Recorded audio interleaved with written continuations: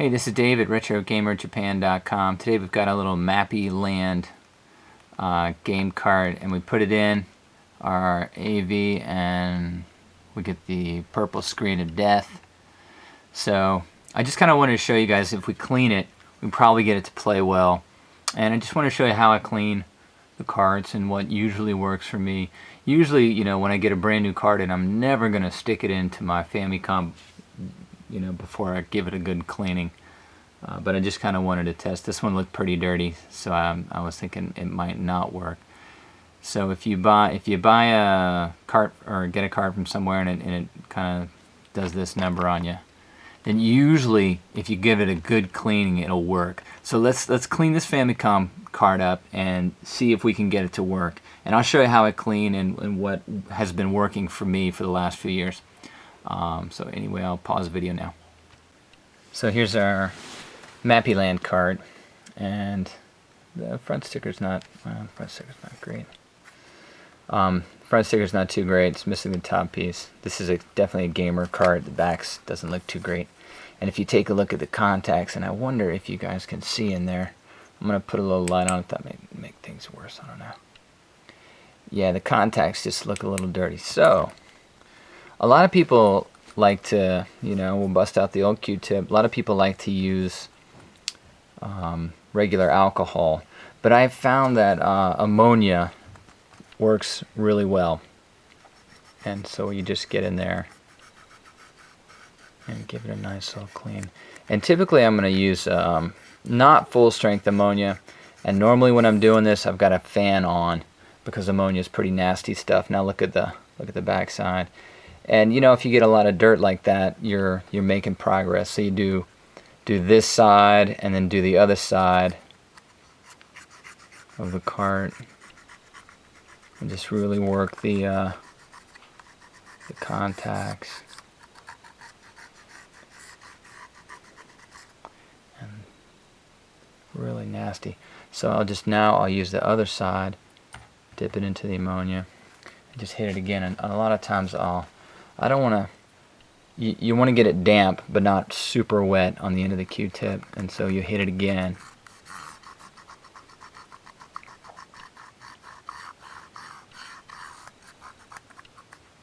And then sometimes I'll even just get in there and do that little up and down motion there. You know, sometimes all you need to do it, you know, just one time will work. But this cart has really been through the ringer. So a lot of times you get those old Super Famicom, or not Super Famicom, Super Mario carts that have just been played daily for, you know, 20 years. And they really, really need a good cleaning. So here's the first run through. Second run through is a little bit better. You can see we're getting there. I'll throw that one away, grab another one, and just keep going at it. And let's see if I can get that into a place where you guys can see.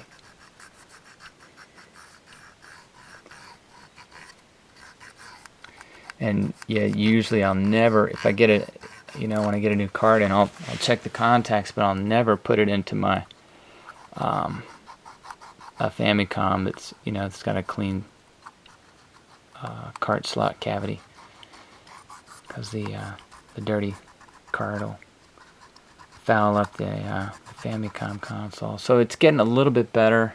And then what I'll do is I'll take the dirty tip and get up in the corners of the plastic all around the contacts. Just, you know, I figure if we get that dirt, might as well get that dirt out too from in there, because that's just more stuff that can get in between the contacts. And so that's just really bad. So just hit it again.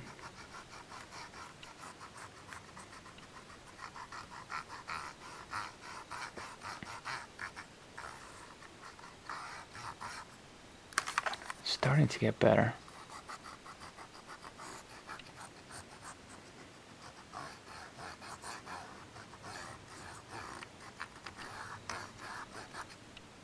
Alright.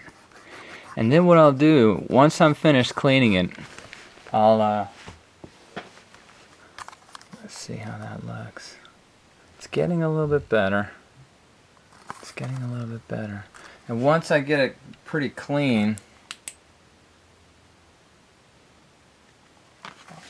I'll let it dry a little bit. Sometimes I'll even take a dry Q-tip just to get some of the wetness out of the corners there. You know, probably gonna hit it one more time. But once I get it clean, I'll let it dry first. I'll usually sit in front of a fan, just let the ammonia dry, and then I'll test it. I usually don't like to put them in wet. I don't really think that's gonna be good for the Famicom. And it's rare that you get a cart that just flat doesn't work after cleaning. Alright, so I think that we're getting pretty good. We've got most of the gunk off. So I'm going to pause, let this thing dry out for a minute, and then we'll stick it back in and see if we get a playable game. Okay, so we're back. I've let the cart dry out a little bit, and now we're going to put it back in. And let's see. Hey, look at that. And there's Mappy Land. And I'll sit here. We'll wait for just a second and see it. There we go. And there's Mappy. So the main thing to remember is I like to use a ammonia solution. I don't think alcohol works as well. And you know, it's just been my experience in the last few years cleaning these carts pretty much daily that ammonia tends to do a little bit better job. But you really need to stay in a ventilated area. You might even want to wear gloves. Ammonia is pretty nasty stuff, so just don't breathe it in a lot. And the other thing is, you know, I would try not to put a dirty cart in your Famicom. Wow, that looks like Donkey Kong. Anyway, so that's it. Just you know, real quick, how I clean the cart. It's probably not a whole lot new there, but hopefully you may have picked up something. Anyway, appreciate it. Stop by the website, retrogamerjapan.com, and I'll see you in the next video.